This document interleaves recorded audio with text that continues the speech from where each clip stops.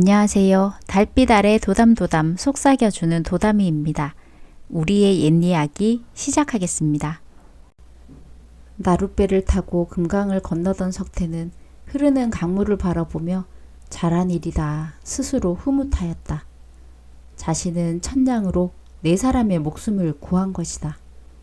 아까 노인이 끊어질 듯 말 듯 내뱉던 사연이 아직도 귓가에 쟁쟁했다. 내 아들놈은 공주 가명에서 아전으로 일했소. 그런데 노름에 빠져 공금 천냥을 몰래 빼내어 노름하는데 모두 써버린 것이지요. 그거란 사또는 노하여 그놈을 호되게 문책하고 옥에 가두었소. 그리고 오늘 신시까지 천냥을 채워놓지 못하면 아들놈을 살려둘 수 없다 엄명을 내렸으나 이 늙은 노인이 무슨 수로 천냥을 구하겠습니까? 여기저기 돈을 구하러 다니다 여의치 않아 모두 포기하고 아들이 죽기 전에 내가 먼저 죽어야겠다 물에 뛰어들려고 하니 아내와 며느리까지 이리 같이 죽겠다 따라 나온 것입니다. 그럼 천냥이면 노인의 자제분이 관하에서 풀려나고 목숨도 구할 수 있다는 말입니까? 그렇소. 그렇게 되면 여기 계시는 세 분도 물에 뛰어들지 않아도 되고요. 그렇긴 하오만 이제와 그 큰돈이 어디서 생기겠소. 땅이 꺼져라 한숨을 쉬는 노인과 옆에 넋이 나가 있는 노파와 여인을 보니 석태는 연민의 정이 솟아났다. 이대로 모른 척 지나칠 수는 없다 생각이 들었다. 이 모든 것이 하늘의 뜻인가? 그렇다면 따르는 수밖에. 그렇게 돌쇠에게 받았던 천냥을 고스란히 노인에게 내어준 것이다. 이게 무엇이요? 천냥이니 풀어보시오. 전대를 여는 노인의 손이 떨렸다. 노파와 여인도 눈물을 그렁그렁 매단 채로 석태와 전대를 번갈아 쳐다보았다. 내가 필요한 돈이었으나 노인장에게 더 큰 값어치로 쓰일 것 같구려. 그러고는 미련 없다는 듯 그 자리에서 훌훌 털고 일어나 말을 타고 나섰다. 노인은 꿈인가 생시인가 얼이 빠져 있고 노파는 감사하다 인사를 하기에 바빴다. 말을 재촉해 그 자리를 떠나려는데 여인이 따라오며 외쳤다. 어디 사시는 뉘신지요? 이름 석자만이라도 알려주시어요. 간절한 여인의 말에도 석태는 아무 대꾸 없이 그저 웃어주고는 미련 없이 그 자리를 떠났다. 지금 와 생각하니 자신이 왜 그랬을까? 미친 게 틀림없다는 생각이 들었다. 아버지의 병을 고치기 위해 시작된 고된 여정으로 결실을 목전에 두고 그런 일을 저질렀으니 말이다. 그렇다고 그 사람들에게 천냥을 준 것을 후회하지는 않았다. 오히려 사람의 목숨을 구할 수 있었으니 감사한 마음이었다.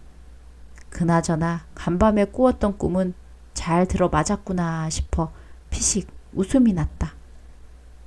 어느새 집 앞에 당도하자 집 안으로 발을 들여놓기가 쉽지 않았다. 이제나 저제나 아들이 언제 올까 기다리던 어머니가 석태를 보고는 반가워 얼싸안았다. 어서 오너라. 돌아왔으면 집 안으로 어서 들어오지 않고 왜 밖에서 그러고 서 있는 게냐. 아버님은 어떠신지요? 글쎄 아버님이 어제 아침에 언제 누워 있었냐는 듯이 자리를 털고 일어나셨지 뭐냐. 새벽까지만 해도 헛것이 보이는 듯하며 사경을 헤매셨는데 말이다. 참으로 이상한 일이지 뭐냐. 어머니의 말을 들은 석태는 깜짝 놀랐다.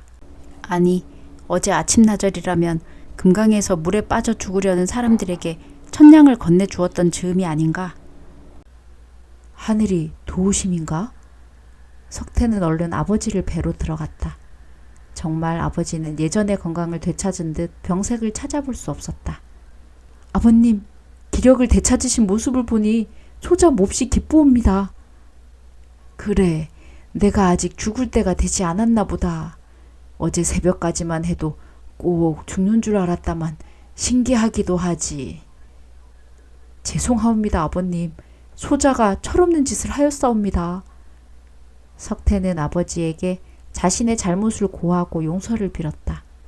돌쇠를 찾아가 천냥을 받은 이야기며 그 천냥을 강변에서 만난 사람에게 준 사실을 그대로 이야기했다. 네가 용서를 빌 일이 아니다. 천냥으로 사람의 목숨을 구한 일은 칭찬받아 마땅하니 만일 네가 그 사람들을 못 본 채 그대로 돈을 가지고 집으로 돌아왔다면 아비는 너에게 크게 실망하고 꾸짖었을 것이다. 그리고 너의 착한 행실이 죽을 날만 기다리던 아비를 다시 살게 해주었다는 생각이 드는구나. 김대감은 말을 멈추고 자신의 말을 경청하고 있는 아들에게 말을 이었다. 세상에는 인과응보라는 것이 있어서 좋은 일에는 반드시 좋은 결과가 따르는 법이니라. 김대감은 아들의 마음 씀씀이가 참으로 대견스러웠고 석태 또한 아버지의 너그럽고 자상한 성품이 더욱 존경스러웠다. 저 세상 문턱까지 다녀온 김대감은 구사일생으로 살아났으나 이후로는 수년을 건강하게 살았다. 그러나 이도 다한 듯 또다시 시름시름 앓기 시작하여 자리에 눕게 되었다. 그 동안에 형편이 나아져 큰 어려움 없이 살아오다 다시 아버지의 병색이 짙어지니 이번에는 병에 좋다 하는 건 백방으로 수소문에 다 해드리고자 하였다. 강원도 양구 땅으로 가서 산삼 세 뿌리를 구해와 정성스럽게 다려 아버지께 올렸다. 아버지, 이것을 드셔보십시오. 산삼을 다른 것이니 드시면 기운이 좀 나실 겁니다. 너의 정성은 기특하다만 이제 그만하거라. 저승에 갈 때가 다 된 것 같으니 더 이상 약은 필요 없다. 그러니 여기저기 좋은 약을 찾아다닌다고 고생하지 말거라. 아버지, 무슨 말씀을 그렇게 하십니까? 오래 사셔야지요. 그동안 살림 형편이 많이 펴져 불효자 이제서야 자식된 도리를 좀 하겠거니 했는데 그만하면 되었다. 이제는 그저 몇 자리나 알아보거라. 아들의 지극정성에 못 이겨 김대감은 힘겹게 약을 마시고 깊은 잠에 빠져들었다. 볼살이 움푹 패이고 얼굴엔 거무하게 저순꽃이 피어있는 아버지의 얼굴을 보던 석태는 참았던 눈물이 앞을 가렸다. 자신이 맞고자 하여도 아버지의 말대로 보내드릴 때가 된 것임을 느꼈다. 아버님의 맷자리는 명당 중에 명당으로 해드려야겠다 결심한 석태는 풍수지리에 능한 신종달을 찾아가 사정을 얘기했다. 김대감님이라면 당연히 내가 발벗고 나서야지. 직관 신종달은 자신의 일처럼 나서 주었다. 좌청룡 우백호에 자호가 박힌 명당을 찾아다녔다. 그러나 좌맥이 승하면 우맥이 조라고 우맥이 승하면 또 좌맥의 맥혈이 끊어졌다. 명당을 찾아다녔으나 이렇다 할 좋은 자리가 나타나지 않자 석태는 점점 맥이 풀렸다. 그러던 어느 날 들 근처의 나지막한 산에 이르렀을 때 저쪽 산기슭에 외롭게 웅크리고 있는 주막이 보였다.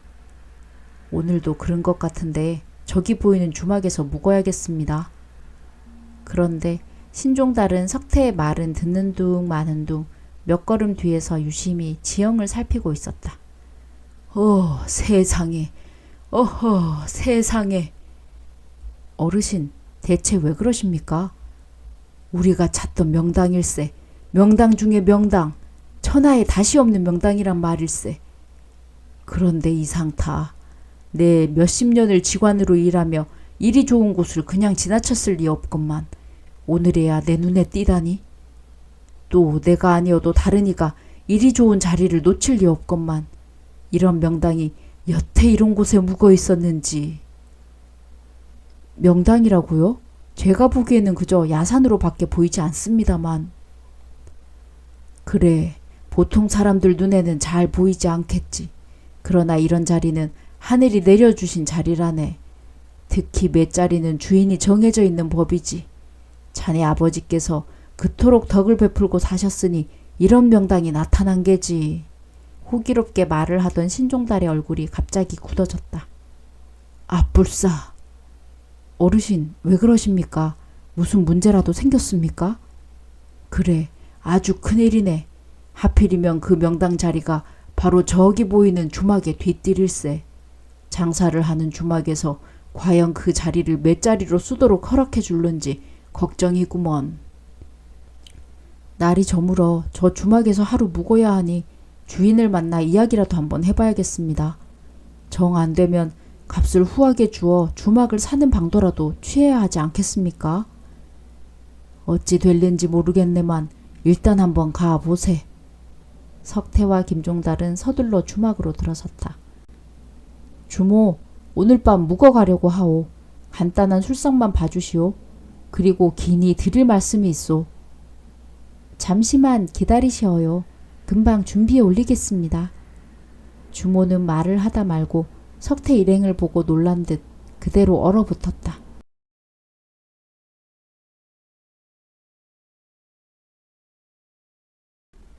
오늘의 이야기는 여기까지입니다. 재미있으셨다면 구독, 좋아요 부탁드립니다.